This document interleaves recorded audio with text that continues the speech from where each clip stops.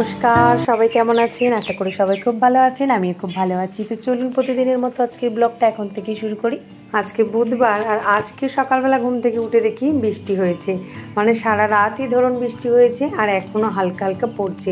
বেগুন গাছটা একদম শুয়ে গেছে। দেখুন কয়েকটা বেগুন আছে, দেখি তুলতে হবে বেগুনগুলো। তবে আরুইর বাবাকে বলবো বেগুন গাছটা একটু গিলের সাথে দড়ি দিয়ে টান টান করে বেঁধে দিতে, যাতে সোজা হয়ে দাঁড়িয়ে থাকে। বেগুনগুলো না বেশি দিন ধরে রাখলে আবার এই যে বৃষ্টি পেয়েছে আরও তাড়াতাড়ি পেকে যাবে। একটা একটা করে তুলতে তুলতে দেখছি বেশ অনেক কটা বেগুন হয়ে আছে জানেন। আরও একটা গাছ আছে, তো এই গাছের বেগুনগুলো অবশ্য একটু ছোট ছোট, তবে যেটা বড় গাছ কলের ওখানে আছে ওই গাছটা সইনি, ওটাকে ভালো করে আগে থেকেই বেঁধে রাখা হয়েছে। ওই গাছটাতেও ভালো বেগুন হয়েছে। আমি তুলে দাঁড় করাতে চাইলাম, কিন্তু একদমই দাঁড়াচ্ছে না, শুয়েই পড়ছে। মানে একদম বেশ মাথাটা ভারী হয়ে গেছে আর কি। তো বৃষ্টি পেয়েছে তো, আর একটু হালকা ঝোড়ো হাওয়া হচ্ছে, তার জন্যই এরকম অবস্থা। তবে এটাকে খুব শিগগিরই বেঁধে দিতে হবে। দেখি আজকে আরুর বাবাকে বলতেই হবে বেগুন গাছটা বাঁধার জন্য। বেগুন গাছগুলো সত্যি আছে বলে আমাকে কত দিন যে বেগুন কিনে খেতে হয়নি বলার মতো নয়। এই গল্প তো এর আগে আপনাদেরকে অনেকবার বলেছি যে আমাকে আজ 6-7 মাস বেগুন কিনেই খেতে হয়নি। এইগুলো এই মগটার মধ্যে রাখছি। তারপরে ওই যে কলের কাছে যে বড় গাছটা আছে, যে গাছটার বেগুনটা একটু বড় বড় হয়, ওই বেগুনটা তুলতে যাব। ডন সকাল থেকেই এসে বসে আছে পৈটেতেই, দেখুন। চলুন আমি বরং বেগুনগুলো তুলতে যাই। বেশ স্লিপ হয়েছে রাস্তাটা, শ্যাওলাগুলো না জল পেতেই কেমন ফুলে ফুলে উঠেছে। বেলফুলের গাছটায় কি সুন্দর বেলফুল হয়েছে দেখুন। একটু বৃষ্টির জল পেতে ফুলগুলো একদম থোকা থোকা হয়েছে, আর কি সুন্দর গন্ধ বেরিয়েছে। এই দেখুন এই গাছটার কথা বলছি, এই গাছটাতেও বেশ কয়েকটা বেগুন দেখছি হয়ে আছে। তো যেগুলো আমি আপাতত এখন দেখতে পাচ্ছি সেগুলোই তুলি।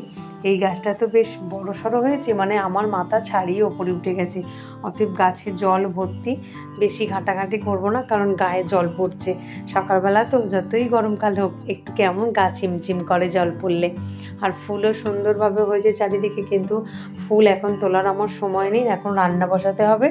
তাই টুকটাক গাছের দিকে তাকিয়ে আর বাড়িতেই ঢুকে যাচ্ছি। এই দেখুন হঠাৎ দেখতে পেলাম আরও একটা বেগুন। তবে সকালবেলা কিন্তু এটা আমার অনেক দিনকার আগেকার অভ্যাস, ছোটোবেলার বলতে পারেন। সকালবেলা ঘুম থেকে উঠলেই আমাকে একটু বাগান পরিচর্যা করতে হয়। বাগানে আমার ঘুরতে ভালো লাগে, একটু সবুজ গাছপালা, একটু নীল লাল ফুল দেখতে আমার দারুণ লাগে। এই দেখুন কতগুলো বেগুন হয়েছে। চলুন এবার রান্নাটা তো বসাতে হবে।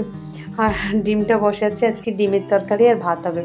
গতকাল রাতে আরুর বাবাকে একটু চিকেন আনতে বলেছিলাম।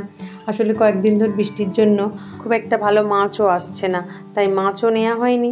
তাই জন্য আজকে ডিম বানাতেই হচ্ছে। গতকাল আরুর বাবা চিকেনটাও আনতে ভুলে গেছে, আর রাস্তাতে প্রচুর বৃষ্টি হচ্ছিলো বলে তাড়াহুড়ো করে বাড়ি চলে এসেছে। তো এত সকালে আমি কি বানাবো বলুন তো? উনি উঠতে উঠতে কিছু আনতে আনতে আমার সময় হয়ে যাবে। তো সেই জন্য অনেকগুলো ডিম আমি সিদ্ধ দিয়ে দিচ্ছি আলুর সাথে। আজকে আর ভাতের মধ্যে দিচ্ছি না, যেহেতু অনেক কটা ডিম সিদ্ধ দিচ্ছি তাই আর ভাতে ধরবে না।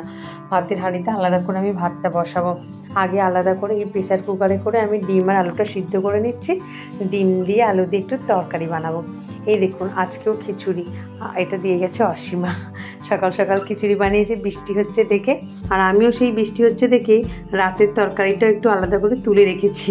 আর এটা দুপুরবেলা খাওয়া হবে। আর আরুইর বাবার জন্য টিফিন আমি গুছিয়ে রেখেছি। আর আরুই খিচুড়ি খেয়ে যাবে ডিম দিয়ে।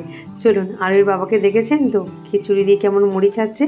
আগের দিনকেই আমি এই কথাটা বলেছি, উনি কিন্তু খিচুড়ি দিয়ে মুড়ি খেতে খুব ভালোবাসেন। আর সকাল সকাল যখন এই সুযোগটা পেয়েছেন, অসীমা দিয়ে গেল খিচুড়িটা, আর গরম গরম খিচুড়ি আর সাথে সবে উনি মুড়িটা নিয়েছিলেন খাবেন, আর কে সামলায়, তাই কি মুড়ির ওপরেই খিচুড়ি তুলে নিয়েছে, ডিম তুলে নিয়েছে। আমি সকালবেলা একটু চা বিস্কুট নিয়ে বসলাম, আর ওই বাবা ডিউটি বেরিয়ে যাচ্ছে। দেখুন এখনও টিপ টিপ টিপ টিপ করে বৃষ্টি পড়েই যাচ্ছে। আজও তাই রেনকোট পরেই বেরোতে হলো। দেখতে রেনকোটটা ভালোই, কিন্তু সত্যি কথা বলতে রেনকোটের ভিতরে প্রচণ্ড গরম হয়। সেটা উনি বারবার বলেন যে অস্বস্তিটা উনি ভোগ করেন আর কি।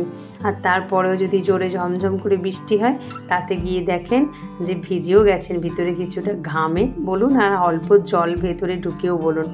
তো সেই জন্য আলাদা করে একটা গামছাও নিয়ে যাচ্ছে কয়েকদিন। এই যে আরোহীর জন্য আমি খিচুড়িটা তুলছি, ও স্কুলে যাবে আজকে। কারণ গতকাল তো বৃষ্টির জন্য আমিই বারণ করেছিলাম স্কুলে যেতে, কিন্তু আজকে যেতেই হবে। আমিও দেখছি না, বর্ষাকাল বলে রোজ রোজ যদি বৃষ্টি হয় তাহলে কেউ স্কুল কামাই করলে চলবে বলুন তো। তাই ওকেও আমি ভাত দিয়ে দিলাম, ওনাও খিচুড়ি খেয়ে যাবে বললো, তাই ওকে খিচুড়িটুকু দিয়ে দিলাম আর একটু ডিমের ঝাল দিয়ে দিলাম, ওটা খেয়ে যাক। চলুন, পাখিটা কীরকম উঠছে দেখেছেন?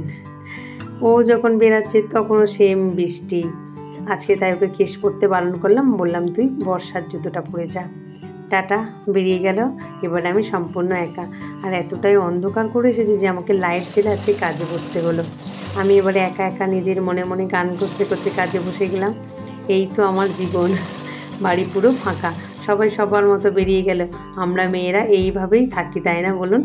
তো এবারে পুজো টুজো সারলাম, অনেকটা বেলা অবধি কাজ করেছি আজকে, অনেকটা কাজ এগিয়ে নিয়েছি, ধরতে গেলে সব কাজই শেষ হয়ে গেছে। আর প্যাকেট গোল করতে হবে না, মোটামুটি সেলাই দেওয়া হয়ে গেছে। এবার এগুলো ভাঁজের পালা। এবারে তারপরে আমি ভাত খেতে বসলাম। আমি তো ডিম খাই না, তাই ডিমের কুসুমটুকুনি তুলে নিচ্ছি আর ডিমটা ওদের জন্য রেখে দিচ্ছি, আর একটু চচ্চড়িটা দিয়েই ভাতটা খাচ্ছি। আমার বেশ ভালো লাগে জানেন। আজকে কয়েকটা পটল ভেজেছি, আর পটলগুলো হচ্ছে পাকা পটল। ছোটোবেলায় না মা যখন পাতেই পাকা পটলগুলো দিত, খুব রাগ করতাম আর মাকে বকতাম, আমাদেরকে এগুলো দিয়েছো কেন, তুমি খাও, আমি কচি কচি নরম নরম পটল খাবো। কিন্তু এখন বুঝতে পারছি মা বলতো ঠিকই, পাকা পটল মিষ্টি হয়, আর সত্যিই খুব সুন্দর। রবিবারে ঘুরতে যাওয়ার কিছু দৃশ্য আমি ফ্রেমবন্দি করে রেখেছিলাম, আর সেটাই আজকে আপনাদেরকে দেখাবো। এই দেখুন, রবিবার কোথায় গিয়েছিলাম অ্যাকচুয়ালি বুরুলের দিকে। তো জায়গাটা এত সুন্দর, আমি কখনো এরকমভাবে আসিনি বাইকে করে বুরুলে। তো আর এর বাবা বললো চলো একটু ঘুরিয়ে আনি। তো দেখুন কত সুন্দর, আকাশটাও এত ভালো লাগছে। তবে বেশ বিকাল তো এখন, মানে প্রায় 5:30টার মতো বাজে। তো এখানে যেহেতু নদীর ধার, আকাশটা যেন কেমন একটা মেঘলা মেঘলা হয়েই আছে। তবে কয়েকদিন ধরেই তো আকাশটা মেঘলা রয়েছিল, তবে আজকে যেন একটু বেশিই লাগছে। তবে মনটা খুব খারাপ লাগছে যে কতটা সময় থাকতে পারবো বা ঘুরতে পারবো জানি না। আজকে অন্যরকম কিছু প্ল্যান ছিল জানেন, কিন্তু সেগুলো কিছুই হলো না, সকাল থেকে বৃষ্টি হচ্ছিল বলে। যাই হোক, বিকালটা একটু বৃষ্টি থামতেই আর ওই বাবা আর আমি দুজনে মিলে বেরিয়ে পড়েছি। একটা গার্ডেনে এসেছি, এখানটা একটু ঘুরছি, দারুণ লাগছে জায়গাটা, মনে হচ্ছে একটা পিকনিক স্পট এটা। তো চারিদিকটা গাছপালায় ভরা, তবে এখানটা মনে হচ্ছে যদি কখনো সুযোগ পাই তো এখানে একদিন পিকনিক করতে আসবো।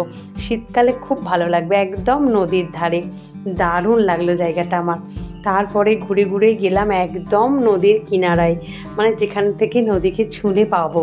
এই দেখুন কি সুন্দর না, নদীর জলটা কত শান্ত লাগছে দেখুন, কি ভালো লাগছে কি বলবো। কিন্তু এরকম শান্ত জায়গায় এসে বেশিক্ষণ আর দাঁড়াতে পারলাম না। আকাশের দিকে তাকিয়ে দেখি আকাশ অন্ধকার করে এসেছে, যার জন্য আমাদেরকে খুব তাড়াতাড়ি বাড়ি ফিরে আসতে হলো।